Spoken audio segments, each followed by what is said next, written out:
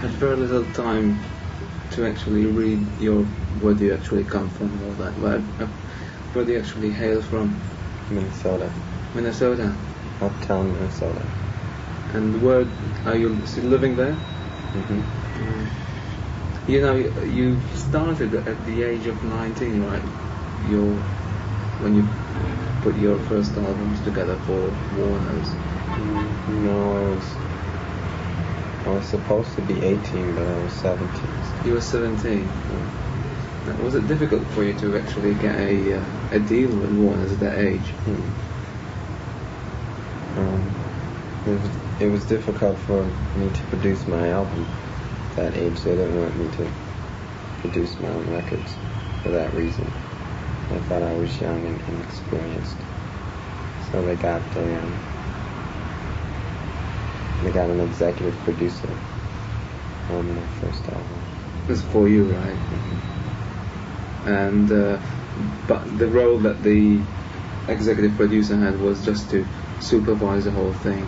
Well, he was supposed to help out and help me cut corners and things like that, and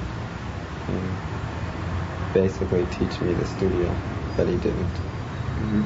So it took a long time to do the album. It's pretty painstaking. Now, did you actually have a lot of material for the album already prepared, let's say from way back, or did you have to compose it there and then? Most of it was pretty old stuff. What was, let's say, the strength of making a very strong debut album as such? Did you require there it was, like your first album, you've got to make like the strong impact sort of thing. You were obviously nervous about the fact. How nervous were you? Very. I'm not really nervous as much as I wanted to make it good and bereft of mistakes, and in the process it took a long time to make, and probably why I don't listen to it anymore for that reason. You don't listen to it? No. It was a perfect record, and none of it was too scientific. How did you feel actually when you had to go and talk to all those, big men, Cigars, and Century City, those sort of Burbank, how did you feel coming from Minnesota? I feel the same way when I have to talk to anybody. I'm usually nervous. I don't like meeting people so much for the first time. I like to meet them, but I don't like to have to talk. I'd rather they do all the talk.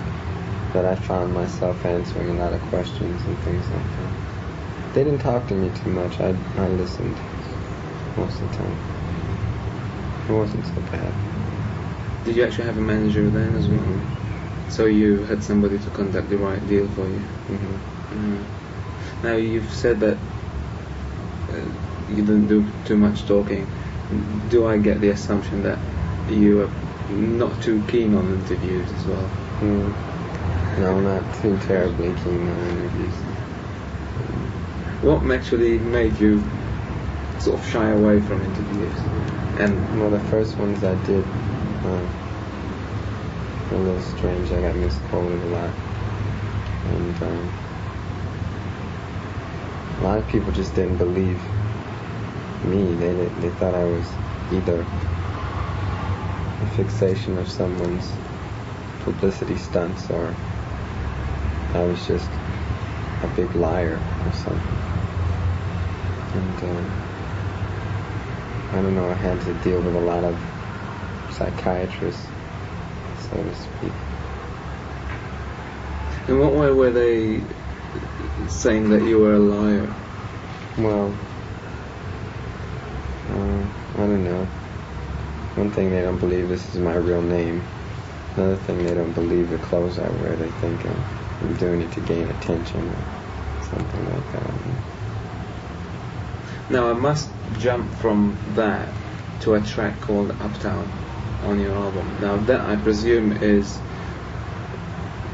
pure autobiographical, am I right? Yeah. Is actually your stuff all This based new on album is- experiences? The new album is, yeah. Right, the Dirty Mind album. Mhm. Now, on Uptown, there it's quite disturbing that you had to go through what you had. In other words, you've described that you always wanted to be up there, and there's the good life and Uptown. Is that literally how it was? No, Uptown's more or less a state of mind, and it has nothing to do with financial status. It all has to do with how free you are inside, and how good you feel about yourself, and how strongly you feel about yourself, and what you stand for, and your beliefs. And that's what that was about. It's like me and my group and other people like us that we hang around. We get a lot of slack for the way we dress and stuff like that. And the first impression they get is that we're gay. That's what they usually do when they don't understand something. People where I come from, they usually just write it off as being gay or something like that. And it was saying that our clothes and the way we act and things we say and our ways of doing things have not that, Society doesn't tell us the way to dress, right? Don't judge a book. It's just saying I mean, do you actually get people coming up to you and asking you about your sexual inclinations? all the time. But so that's perhaps why they were taking you as a liar, maybe, because they saw the way you dress and they thought he can't be right. How long did it take you to have to prove to all those people that you were what you were? I don't think they understand yet. I think if they look at me long enough, they'll get the picture. Now, were you influenced by what goes on around in Minnesota about your appearance and how you wanted to grow up and be like? I'm sure to some extent. What it was that I had a lot of free-minded friends who were into individuality, and you were ridiculed often for copying people and picking up trends and wearing what everybody else had on and saying what everybody else said and playing the same kind of music as everybody else. So what happened is a great deal of competition grew out of it, and you sort of competed with the other musicians and the other artists around town. And through that, I guess you come up with your own little clique. Now, I've never read biographies which have used so many adjectives in describing you, comparing you to many people and things like that. I mean, one of them, I don't know, that sort of made me laugh. He said, Prez has got a bit of something funk and a bit of the plasmatics. I wish they obviously trying to put a picture onto you. You've also been described as outrageous, but how do you yourself see yourself?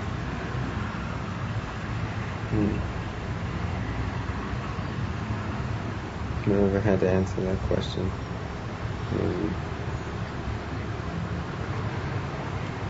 I don't think I really look. I don't. One thing I try to do is analyze myself. I just do something that feels right, whether it's musical or physical or whatever. I don't plan things. I don't take time to think about things. I just do them.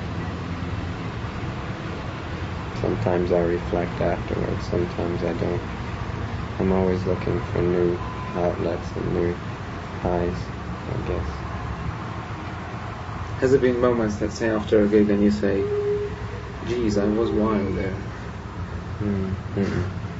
No, one time I saw a videotape of one of our concerts, and I didn't believe that was really me, so I don't watch them so much anymore. Do you actually? I mean, you've started. What I was reading is that you've started as a musician, or I mean, playing instruments here and there at a very early age, and your parents come from a jazz background, right? Did that affect you at all? Did it affect your upbringing? Because then I believe you actually left home at a very early age as well. Yeah, it didn't affect me in any way, I don't think, because my father left when I was 7, and he was really the only one that was really musical. My mother sang for him, but she sang lead in the band, but she was, she wasn't that good. She only lasted a month with him, and he got somebody else. And when he left, that's when I picked up the piano, because he didn't allow anyone to play it when he lived there. So I don't think it affected me too much. If anything, my mother disliked the fact that I played, because I was a lot like him, and that's what broke them apart. And that's eventually what broke me and my mother apart too. I left home when I was 12, and that was after she remarried, and that's when I started my own band. So music was the thing that broke you up? Oh, I'm sure it was. And the fact that I wanted to do what I wanted to do. She disliked some of the lyrics I wrote and things like that. Did your lyrics then reflect what you are doing today as well? Yeah. Probably more so then than now. Did she perhaps imagine that you maybe just end up playing in some sleazy jazz bar downtown? Just like my father. What do you, I mean, if you look at that, are you playing to a different audiences now? Are you not playing to, the blues? I mean, I'm going to say the blues, I mean, those type of, crowded piano, jingle jangle thing. But how do you view those things? How do you view those places? Because I think they're remarkable. I don't know. When I used to play them, I liked them. Because, I guess basically because I was disregarded, I suppose. I mean, people didn't pay much attention when we used to have to play. The only times I got any recognition was when I was real young and I went in a joint and played for people, but I think they're alright. I think they serve their purpose. Now, was that when you, when you're playing those bars, was it when you had the band called Champagne? Yeah. So what did Champagne consist of? What music were you playing? Top 40. Top 40 stuff. Yeah, we were a human walking jukebox. Otherwise you won't be accepted, right? Right. That's pretty sickening. A hard life. Did you... we'll talk about the lyrics a bit later on, but... Well, first of all, how do you look at your lyrics? Are they filthy, outrageous, dirty, as people say, or do you see them as clean, nice sex, I think, I don't think sex is dirty at all. No, this is right. I think it can be described as anything, just as soccer or something like that can be described. I mean, see people fall around in the mud and stuff like that, It's funny, but I don't know. I think society places a lot of emphasis on adjectives too much. They should just concentrate basically on the equal sign, what they get after it's all over. I think this is somebody said the other day that I can't remember who the hell it was, but he said that the world is totally obsessed with sex, but they're very afraid to admit that they like it. Oh yeah, very much so. But then they attack a person like you for writing, say, lyrics like Head, for example, you know, which is, you can't get more simpler than that. Yeah. Well, I think anybody that breaks out of the norm is going to get attacked anyway. You know, I get attacked for the clothes I wear. So, you know, anything different, they're going to go after you anyway. I guess maybe to some degree I must crave that deep down. Where do you think you've picked up all that from? From the clubs, or the things that you write about, the sexual thing, or the badness, maybe? I've always written real explicit, and I've always said what was on my mind. Sex was always most interesting to me because it dealt more with human life than anything. The reproductive process and the whole idea of it, the fact that people lose their cool behind it is enough to write about to me. When I was young, I used to read my mother's dirty books that she had hidden in her bedroom. That was after my father left. I always rambled through her things. And when I got sick of reading those, when I was done with them, I would write my own. So I think that sort of carried on in the rest of my writing. Have you reconciled with your family? Have I what? Reconciled, have you gone back? No. So as far as you and they are concerned, you don't exist, or they don't exist? No, I won't say that. I mean, I don't consider them dead, but, you know, we don't talk too much. Now, when you left home, you went to your aunt's, didn't you? Or you went to a friend? I went to a lot of different places. Aunts and friends, and more friends, and then homes and stuff. And I was reading a very interesting thing in your biographies when you went to, I think, one of your friends, where you were really scared about what you were doing. And it says, the biography says that the person told you,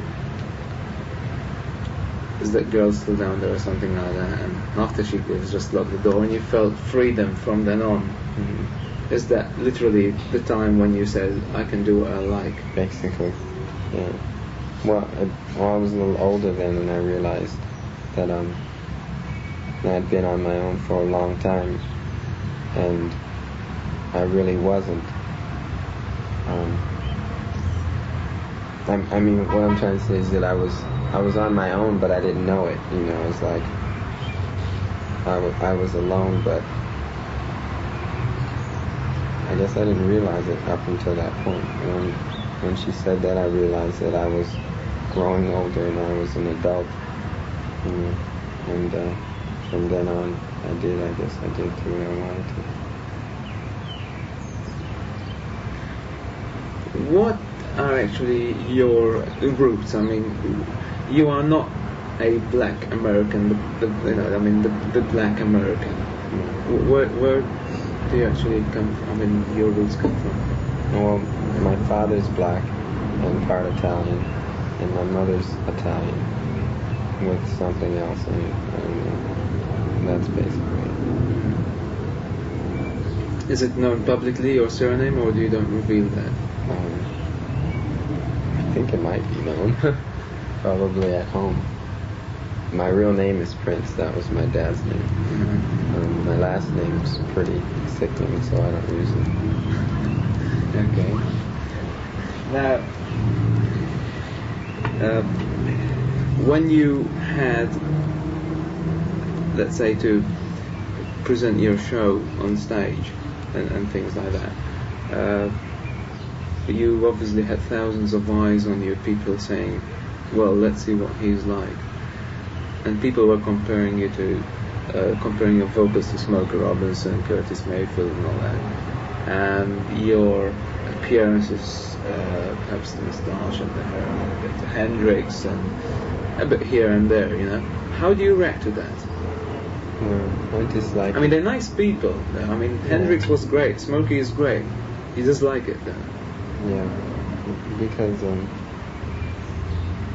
I don't know. That was all that stuff was before my time. I guess Smokey's still making records, but when they were going on, they were before my time, and I didn't listen to that kind of music. I only played the music that was big during that time because I had to, which made me dislike it a great deal because it was a boundary. So I didn't listen to those people, and it's upsetting when I get compared to them. I think I dislike anything that's pure, so to speak, and can be categorized. Like pure jazz, pure blues. Yeah. I like to. I just like to play everything. I'd rather do a combination of things rather than anything pure. I don't like anything pure now. So you'd be happy with the tag that they put on you as soul, funk, jazz, disco, punk? Well, I'm not happy with any tags, but that's a better one than just Smokey Robinson's son. You sing in a falsetto. Out of necessity. Out of necessity? It hurts to sing in a low voice. My natural singing voice is a falsetto. Are there any actually people that you admire? As singers? As singers, yes. No, not singers. I admire speakers more so than I do singers. Speakers? They play better music. Like who, for example? Well, John F. Kennedy, Martin Luther King, people like that. They could move a crowd of people a lot better than any singer could. They spoke with a lot of emotion. There's a lot of people that are good speakers, but I think Nixon was a good speaker as well. Oh yeah. He tricked a lot of people. Right, one of the best. Deceitful musician. But as regards you picking up, I mean, you play what? How many instruments? God knows. All of them, right? Well, all the basics, the bass, drums. Yeah, I think most instruments are related once you learn the basics. They're pretty easy after that. Was actually the person that I can show any similarity we can draw parallel to you as feeling and wanting to do what you want to do is Jimi Hendrix, really. Do you draw anything towards that person? He's dead, isn't he? Yeah. No, but I mean, he was the first guy, you could say the first black guy to not play funk music or soul music, although he played it in his music, and to do what he wanted, you know. You see, a lot has to do with society. I mean, there are a lot of black musicians who play other types of music, but the doors aren't open in every field like they are in R&B music. And I think once society changes, you'll probably find a lot of great musicians. Music is basically pretty boring now as far as the scene here is much better. And I don't know of any, great bands, but the spirit overall is a lot stronger than it is in the States. I agree with you there. It's relatively dead there. And I don't know, once society comes out of its bag, I think the musicians will too. So you could perhaps have, I mean, who did you actually listen to? English musicians or English records? No, I don't listen to music. When I'm not playing music, I don't listen to it. I don't like to do things in excess. So you could be indirectly influenced by general things around you, radio, TV, people walking down the streets, bars. More so people, Depends upon the situation I'm in. But I don't hear a lot of music where I am. And the place I live in is well, if you're a music lover, you die there, because all it is country and western music. Yeah. because the population is 90%, well, 98, 99% Swedish. I mean, it's real, Country. yeah. Do you feel like a fish out of water there? We've set up our own little community that we hang around in our own little circle that we associate with. And it's I have enough friends. I'm okay. Are you able to live the life that you want in Minnesota? Yeah, I'll do that anywhere. It's important that one does that. That's what all our music is about. It's important that one does what he wants to do. He thinks what he wants to think. I mean, being perhaps different from other people in the way you appear on stage and your lyrics, are you continuously pestered by governors and state people and things like that, and police No. perhaps? I don't think I've reached that status yet. It's just more of I just think people on the street know who I am so far. I hope it never gets to that. Sure. Well, what sort of life do you lead? I mean, do you have a big place, a nice place, a palace, or you just don't believe in all that? Well, I don't know. I don't think I really... See, what I'm told by my managers is like if in time you make a lot of money, you have to buy stuff like that. Sure. Now, I can always say that I don't want something like that, but I know I'll get something like that if it's between that and giving my money away to some politicians who are going to send my son off to chop up some foreigners, you know. So, I don't know. As of right now, I don't believe in it. I'm into reloading. I go from place to place, and whoever take me, and I have friends and stuff like that. So You don't build any... I mean, for the image that you give on stage, I've never seen you on stage, but I saw it on you on Italian television last year. But the image you give on stage is very much of a hyper, ultra super thing, you know, like... In fact, reminds me a bit of George Clinton coming down from the flying saucer. I mean, that's the sort of thing. I mean, the ultra hyper thing. But do you actually like to live up to that? I mean, no, it depends. It depends on what day it is and what atmosphere I'm in. I mean, it's hard to be hyper in church, but on stage I am very hyper. Yeah. Oh, did you come from a working class family? Or well off? No, it wasn't well off, but it was. I can't complain. I mean, I changed a lot. I grew up happy.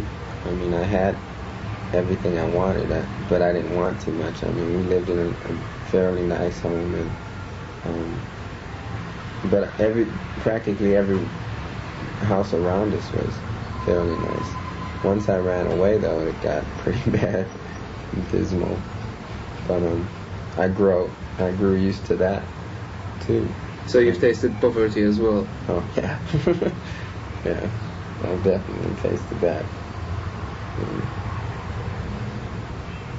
Yeah, it can get Now, you could say poverty taught you a few things. Taught you to choose your way of life. It taught me that I was going to have to work. I think if people would have taken care of me, like when I was young, I think I would have just been a writer and just wrote all the time instead of and be a typical high school kid. Yeah, go to college and stuff like that. For what, I don't know, but I would have did something like that.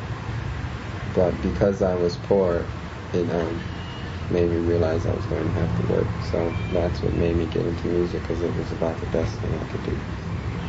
There's also the fact that you were poor make you really want to push yourself to become something, you know, a well-known person. That doesn't interest me so much. Or achieve something remarkable there. Not being poor doesn't do that to you. I mean, it didn't do it to me. I'm sure it does it to other people.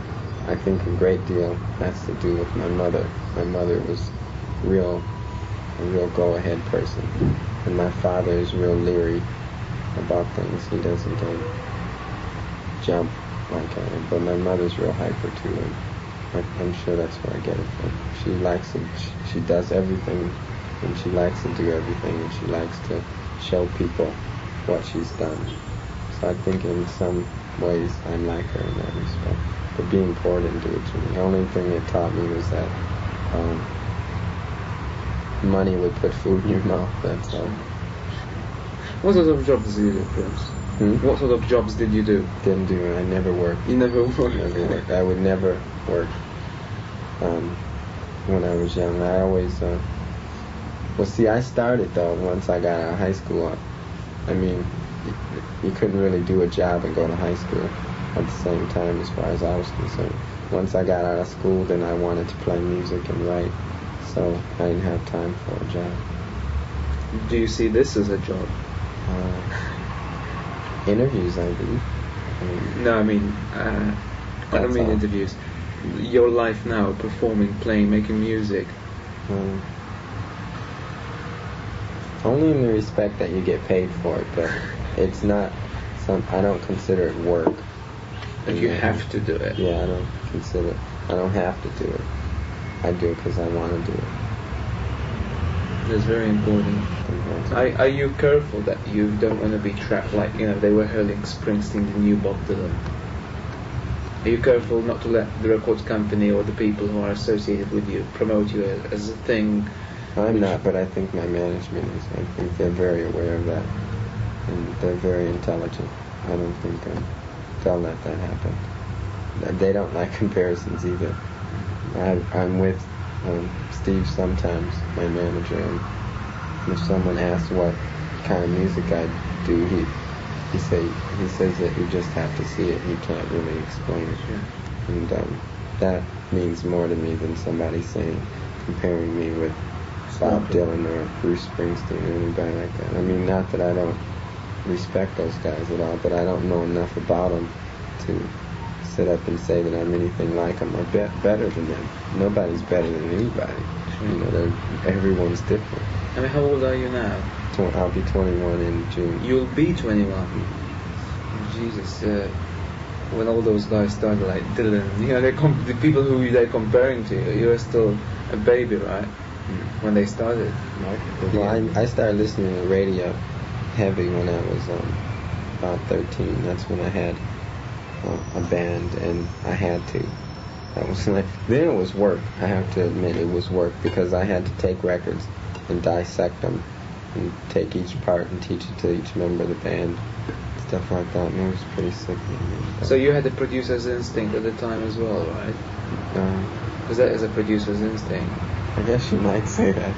I don't know, I didn't look at it like that then. I just looked at it as something I had to do. Did you actually record when you were with Champagne?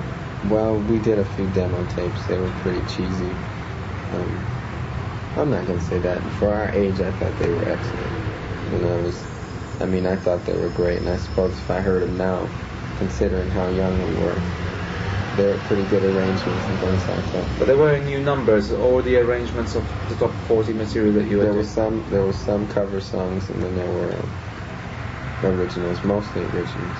The originals were so risque, though, nobody was interested in. We had a terrible manager, and it was going nowhere. If I had to ask you what's your favorite cover song that you've done of all time, would you be able to answer? No, I hated every one of them I did. Because like I say, I had to do it out of necessity. And I didn't like doing other people's songs. I liked doing our own songs. They were far more true to life than the rest of the stuff I was singing about. I was singing about flowers and trees and cornflakes and stuff like that. And our originals were about what the teenagers were into at that time. Drugs and sex and music. And the community we lived in and played around, they didn't want to hear about that. They wanted to hear about the flowers and the trees and how wonderful life was. And and how wonderful life would be if you were with me and that kind of stuff. So. Now you draw both black and white audiences to your gigs. Mm-hmm. You must feel that is an accomplishment, something nice, right? That you're able to do. Yeah, I think it's nice. I don't know what kind of accomplishment it is, but it's. I think it's nice that there are diversity of people there. Yeah, I think what I like most of all is that I like blacks and whites and straights and gays and conservative and non-conservative and they're all having a good time and they're not worried about who stole my seat and stuff like that and the fact that they are different. They're real attentive, which is important to me. Mm-hmm. And when, I mean, you get the audience there, they're all moving or whatever. I should imagine it's like, do you have to psych up to actually go up on stage? But do you have to build up to the event? No, the things around me really do it to me. And if there's a crowd of people and we're getting pushed around or whatever, you get real nervous and. It's not good to be too nervous when you go on stage though, because you lose energy quickly when I'm up there. When I'm excited, if the music excites me, like the last date we did, I was tired like 80% of the show. I was just exhausted because of the energy that was in the room. You know, it was pretty scary. Now the way you dress on stage, which has been described as G-strings or jars. Underwear. They're underwear. Right. And really warm ups and all that. Have you, was that your own idea? Or did you actually have somebody feed a few words in your ears and give you some advice on that? be honest about that. Well, my minister at my local church told me to wear that, so that I would somehow portray an anti-Christian facade.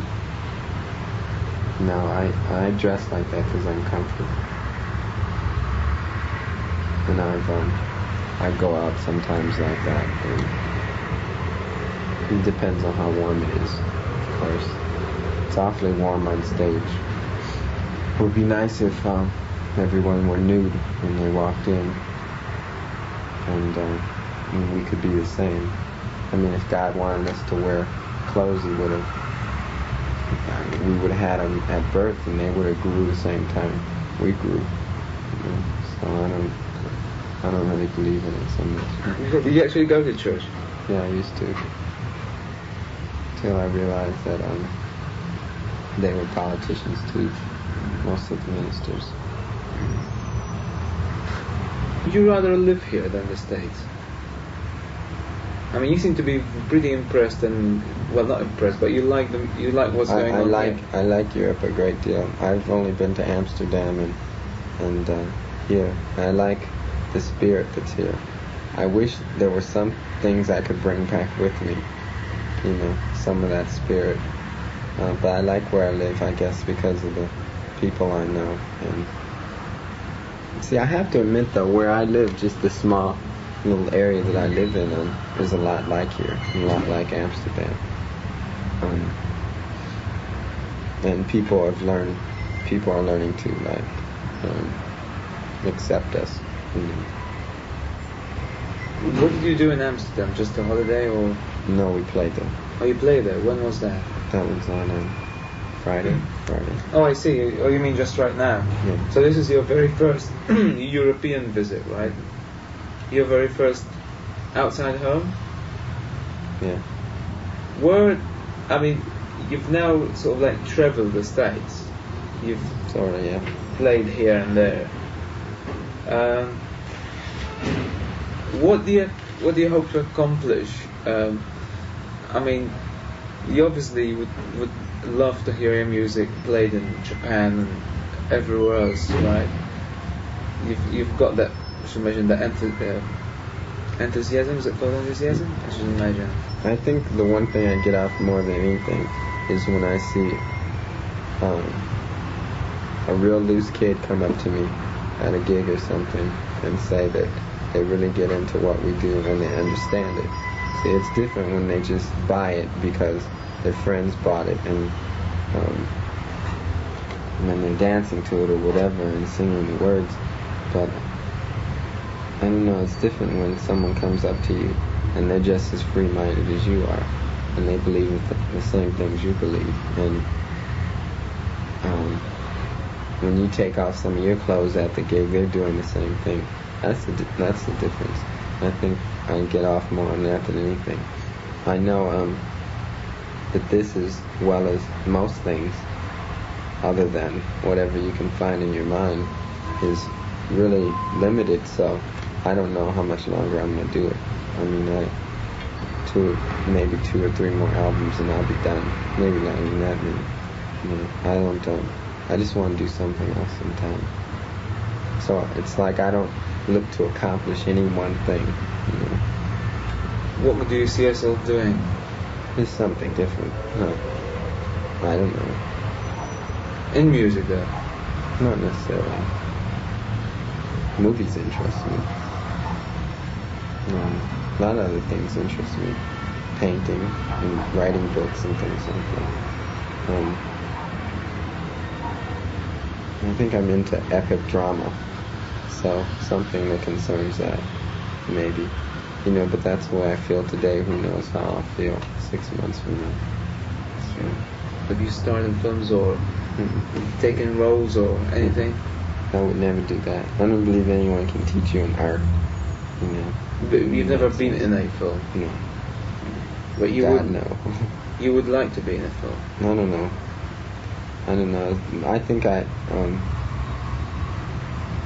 that's not exactly what I would want to be doing, you know, after I get done with this. I just said that's one of the things that interests me. I like going to movies. Maybe I'd like to be a grip on the set of one or something. I don't know about movies so much. Now, when you compose, how do you compose? In a studio or at home? It could be anywhere. I don't do much at home because, like I said, I usually stay with people and they're usually around and I'm kind of leery about doing things in front of others. Musically, that is. The last album, a lot was done in the studio, a lot was written and recorded in the same space of time. The album itself started out as demo tapes.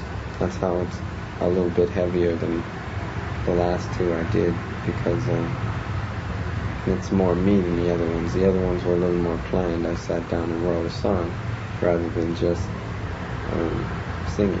You know, when you just sing whatever comes to mind and then write it out later and maybe change a few things here and there, it's a lot different and it's a lot more pleasing as far as I'm concerned.